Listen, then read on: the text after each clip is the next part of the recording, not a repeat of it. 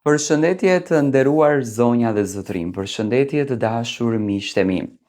Ja ku po ritakohemi ditën e sotme, sërish në kanalin Monitor TV, për të nisur maratonën e komentimeve dhe të ngjarjeve më të fundit që ndodhin brenda shtëpisë së Big Brother VIP Albania.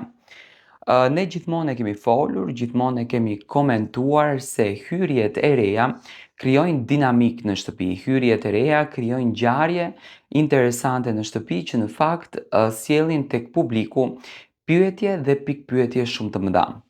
Do të ndaloj të flas për Brikena Selmanin. Brikena Selmani është një nga banorët e cila kohët e fundit ka qenë shumë e zëshme në shtëpinë e Big Brotherit për qëndrimet e saj, për natyrën e saj dhe për bindjet e cilat i ka patur.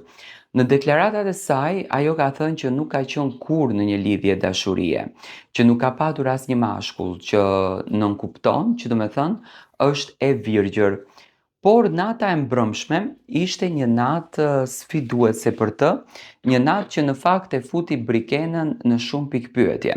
A të shkonte në akuariumin të krijuar nga vllau i madh, ku brenda atij akuariumi gjendeshte Mateo, një djalë i cili Brikena kishte ndarë momente dhe kishte folur me të. Edhe pse në fakt përgjigjja e Brikenës kundër drejt produksionit ishte shumë e ashpër, ishte shumë e ftohtë në kuptimin që ju këto gjëra i bëni vetëm për të më nxjerrur keq mua, ju këto gjëra i bëni vetëm për të ma ulur imazhin tim, nuk mundem ta pranoj në asnjë mënyrë, domethënë ishte kjo qasja e Brikenës, produksioni nuk është se ndaloi, por ishte detyruar që të shkonte atje. Tani unë më duhet të them një diçka. Big Brother është një reality show dhe me patjetër që produksioni do të krijon çdo dinamik, do të krijon çdo ngjarje, do të krijon çdo gjë brenda asaj shtëpie për të qenë në qendër të vëmendjes, për të arritur që të merr atë shikueshmërinë e shumë përfolur dhe pikërisht Brikena duhej ta vazhdonte këtë rrugtimin.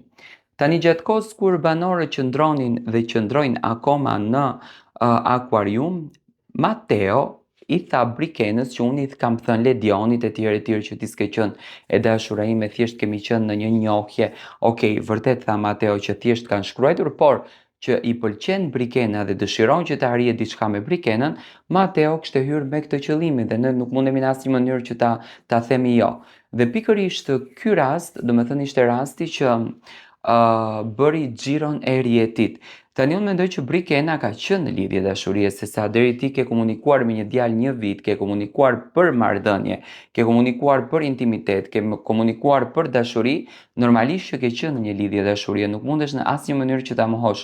Por thjesht natyra e saj, fakti i saj, domethënë nuk e quan këtë lidhje dashurie. Si e shikoni ju këtë ngjarje? Mendon që Mateo dhe Brikena do të afrohen pak si shumë sepse filluan vetëm që të afrojnë njëri tjetrin?